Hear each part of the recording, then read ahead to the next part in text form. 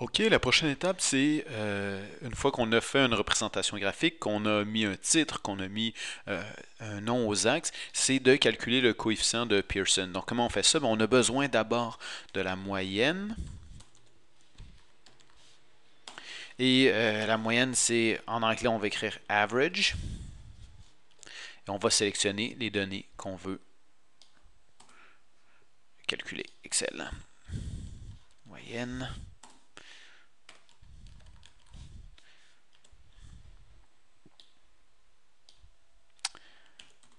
Parfait. Et maintenant qu'on a la moyenne, on peut se diriger à la page 285, 284, 285 et retrouver notre formule qui va nous permettre de calculer le coefficient de corrélation linéaire de Pearson. Donc ça, c'est une des façons de faire et on aura besoin de créer une nouvelle colonne ici. À quoi va correspondre cette colonne-là? Ben, c'est la somme de... En fait, ce sera les valeurs de vitesse multipliées par les valeurs de freinage, parce qu'on va écrire notre fonction de corrélation de Pearson. Donc, égale celui-ci fois celui-là. J'appuie sur retour et là, je peux copier ça et je vais le coller ici.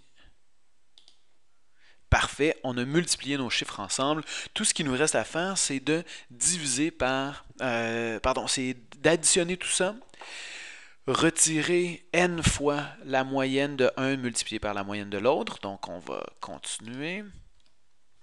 Super, on va multiplier les deux moyennes ensemble, retirer n fois cette valeur-là, et ensuite diviser par les deux écarts types. Donc, on aura besoin des écarts types.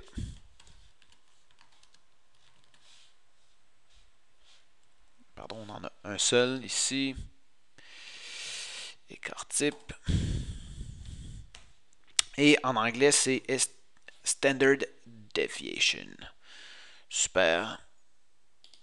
Donc, Standard Deviation. Ou en français, je pense que c'est écart type. À moins que je me trompe. Et là, je peux simplement le prendre dans le bas et le recopier ici, comme on a fait tout à l'heure. Même chose, je vais recopier le titre écart type. Parfait. On est bien parti. On va maintenant calculer la fonction de corrélation de Pearson. Donc, c'est égal à la somme de tout ça ici, moins, pardon, la somme de tout ça ici, tout ça ici. Super. Moins, on en a combien? On en a 13, donc 13 fois ça ici. Mais tous ces termes-là qui sont en haut dans mon équation, je dois les mettre entre parenthèses parce que je vais les diviser par n-1 fois, donc divisé par 13-1 fois mon premier écart type fois mon deuxième écart type. Et voilà, j'ai mon... Hi! Ok, un instant. Je me suis trompé. Donc, j'ai oublié de diviser ici. J'ai oublié que mes multiplications allaient s'effectuer sur l'ensemble des termes. Donc, je mets une parenthèse ici, pardon.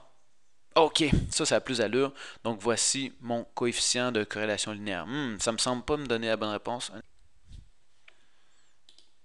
Qu'est-ce que j'ai fait de pas correct? Ah oui, j'ai compté 13 données alors que, en fait, le premier est les titres. Donc, ça devrait être 12 ici. Excusez-moi, 12 et 12. Alright, là on a un coefficient de corrélation qui semble correspondre pas mal à ce qu'on avait en termes de graphique tout à l'heure. Et c'est bel et bien la réponse. Le reste, c'est assez simple pour avoir notre corrélation, notre régression linéaire. Il s'agit d'appliquer encore une fois les formules qu'on retrouve à la page 286, 285, 286. Et la suite est résolue. Donc bravo, on passe au prochain.